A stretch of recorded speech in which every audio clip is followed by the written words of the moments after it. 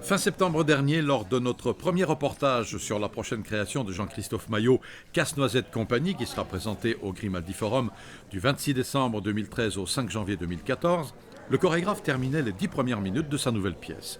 Début décembre, alors que la compagnie a effectué plusieurs tournées à Moscou, en Chine, que Jean-Christophe Maillot a créé Switch pour Diana Vishneva, Bernice Kopiters et Gaëtan Morlotti à Moscou et en Californie, nous retrouvons le maître et ses 45 artistes, danseuses et danseurs à l'atelier des ballets au moment où ils abordaient la deuxième partie de Casse-Noisette Compagnie. Le propre du ballet Casse-Noisette, dans le deuxième acte, c'est qu'on part dans ce royaume des confitures, ce royaume des sucreries, où on découvre ces divertissements que sont en général la danse chinoise, la danse espagnole, la danse italienne, qui sont des prétextes finalement à des petites scénettes de divertissement. Bon. Donc là, je me suis dit que finalement, nous, on allait faire des scénettes de divertissement qui allaient être en fait un rappel des ballets qui ont marqué ce qu'on a fait depuis quelques années autour de mon travail. Donc, Balanchine pour commencer, puis ensuite Cendrillon, et puis ensuite Roméo, et puis ensuite La Belle, et puis ensuite Le Songe, pour finir aussi avec Paysage, tout en l'intégrant dans une dramaturgie avec Jean Rouault qui me permet de rendre tout ça cohérent, que ça ne soit pas une espèce de pastiche ou une espèce de fourre-tout où on verrait un peu tout et n'importe quoi, mais qu'il y ait aussi cette cohérence dans l'histoire qui est la nôtre.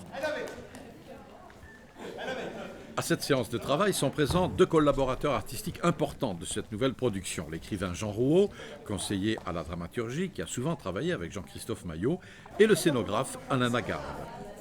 Ça a commencé quand Jean-Christophe, je suis retrouvé avec Jean-Christophe dans le bureau et Philippe Guillotel.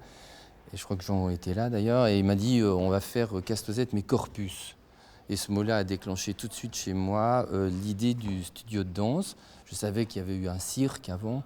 Donc il fallait trouver une matière à travailler comme ça, avec la distance, de remettre la danse à l'intérieur même de son outil, et comment on pouvait sortir de la fiction tout en l'amenant, etc. Donc je pensais que ça me paraissait très, très évident de faire un grand studio de danse des années 60, 70, donc l'époque de la naissance de Jean-Christophe, qui pouvait accueillir tout ça, et puis qu'à l'intérieur duquel on pouvait creuser une fiction.